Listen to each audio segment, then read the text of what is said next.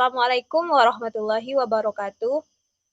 Yang terhormat, Bapak dosen pengampu mata kuliah Sejarah Asia Timur, Bapak Dr. Ahmad Anhum, di mana di sini pada kesempatan kali ini saya akan mempresentasikan tentang Cina zaman dinasti dan Jepang masa kuno.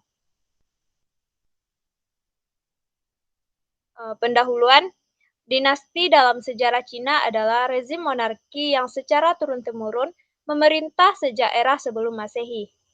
Dinasti yang pertama memerintah adalah dinasti Xia yang didirikan oleh Yu yang Agung pada sekitar 2070 sebelum Masehi. Pemerintahan dinasti di Cina baru berakhir pada 1912 Masehi setelah diruntuhkan oleh revolusi Qing. Selama lebih dari 4 milenium, terdapat 13 dinasti yang pernah berkuasa di Cina. Dari rangkaian rezim monarki yang pernah berdiri, dinasti Yuan dan Qing disebut sebagai dua dinasti asing di Cina sebab dua dinasti tersebut tidak didirikan oleh keturunan bangsa Han sebagai satu-satunya yang dianggap mewakili entitas Cina. Selanjutnya, di sini adalah mengenai Jepang. Jepang dalam perjalanan sejarahnya yang panjang telah menghasilkan sebuah kebudayaan nasional yang khas. Di satu sudut kebudayaan ini telah dibina oleh orang Jepang dengan sumber dan inspirasi lingkungan mereka sendiri. Dan di sudut lain, kebudayaan Jepang merupakan panduan dari unsur-unsur budaya Asia dan dalam waktu belakangan ini dari Barat yang kemudian ditempat menurut citra rasa Jepang. Perkembangan kebudayaan Jepang sampai sebuah perspektif merupakan sebuah usaha untuk menelusuri proses perkembangan kebudayaan ini dalam kaitannya dengan asal mula serta periode-periode sejarah, serta untuk mendefinisikan secara lebih jelas tentang kekhasan, kewarisan budaya Jepang tersebut dapat dilihat dari hasil budaya yang diciptakan sesuai dengan zamannya. Sehingga memungkinkan sebuah pengungkapan yang lebih jelas dari proses perkembangan serta keanekaragaman yang tumbuh dalam kebudayaan Jepang, serta memaparkan kebudayaan luar yang mempengaruhi Jepang dengan segala pasang surutnya sepanjang zaman kuno, pertengahan, dan modern.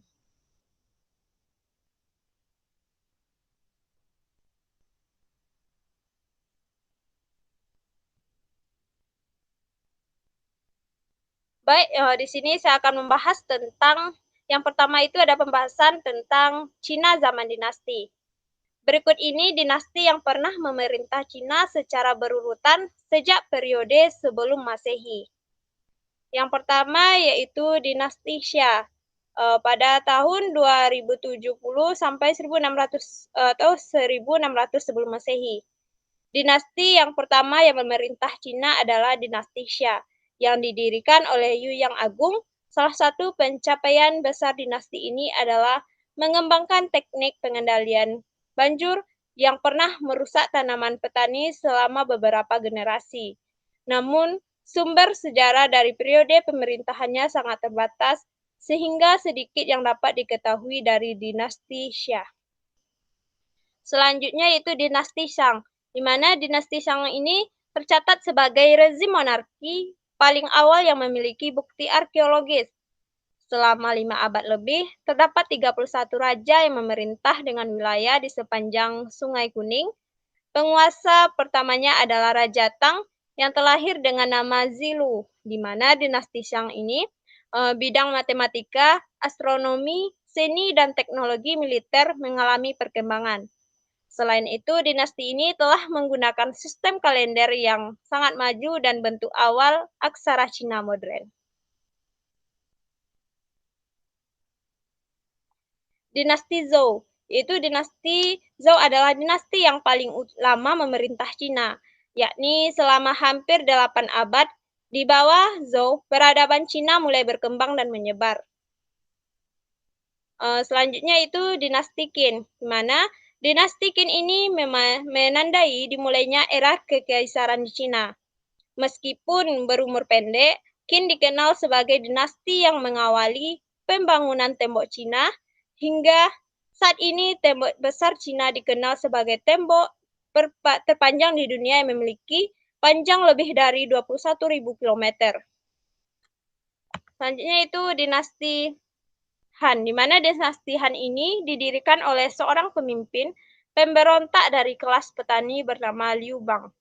Masa kekuasaannya yang bertahan selama 4 abad lebih kerap disebut sebagai zaman keemasan dalam sejarah Cina. Selanjutnya yaitu dinasti Sui. Selama periode kekuasaannya yang cukup singkat, dinasti Sui berhasil membawa perubahan besar. Dapat dikonfusiakan mulai ditinggalkan dan memberi ruang bagi teosisme serta ajaran Buddha untuk berkembang. Selanjutnya dinasti Tang, di mana periode kekuasaan dinasti Tang disebut sebagai masa kemakmuran dan Cina mengalami perkembangan pesat dalam dunia seni serta teknologi. Selanjutnya yaitu dinasti Song, di mana dinasti Song ini adalah setelah periode perpecahan, Cina dapat disatukan kembali oleh Kaisar Taizu dari dinasti Song. Selanjutnya yaitu dinasti Yuan. Dinasti Yuan adalah dinasti kekaisaran Cina yang didirikan oleh Kublai Khan, cucu dari pendiri Kekaisaran Mongol. Dinasti Ming. Dinasti Ming didirikan oleh Zuyan Zhang atau Kaisar Hongwu yang memimpin pemberontakan para petani untuk menentukan dinasti Yuan. Dan seterusnya itu dinasti Qing, di mana dinasti Qing atau dinasti Manchu adalah dinasti kekaisaran terakhir di Cina.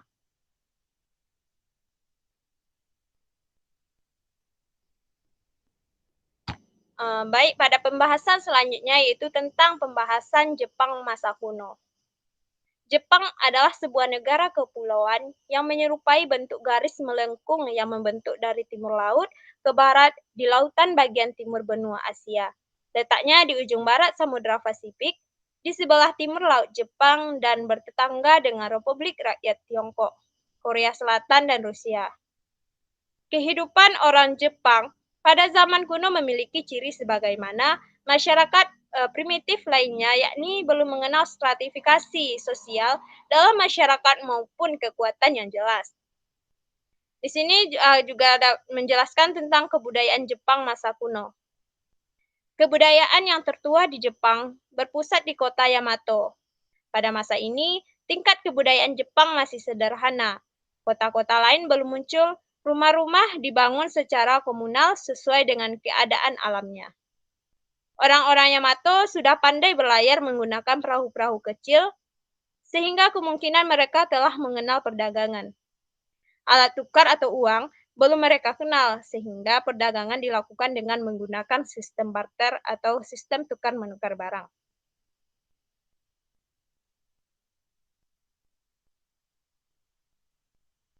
Pengaruh luar. Pengaruh luar dari kebudayaan yang banyak berpengaruh di negara Jepang ialah kebudayaan Cina. Sebagai negara tetangga terdekat yang peradabannya pada kala itu lebih maju dibandingkan daripada Jepang. Dan India walaupun hanya terbatas pada masalah agama saja, yakni agama Buddha sebagai cabang kebudayaan, dapat dilihat di bawah ini, yaitu yang pertama, kesusitaraan. Dalam bidang kesusitaraan tampak pada dua hal, yakni bentuk-bentuk tulisan dan filsafat Cina. Yang kedua, kesenian di bidang kesenian yang tampak menonjol ialah seni bangunan. Dan yang terakhir yaitu keagamaan. Dalam bidang agama, orang Jepang taat kepada agama mereka. Pada umumnya, rakyat Jepang bebas memilih kepercayaan mereka, baik yang asli maupun yang datang dari luar negeri. Baiklah, sekian penjelasan singkat dari saya, yaitu tentang Cina masa dinasti dan juga Jepang pada masa kuno. Lebih dan kurangnya atas kesalahan dalam penyampaian materi, saya mohon maaf. Baiklah, Assalamualaikum warahmatullahi wabarakatuh.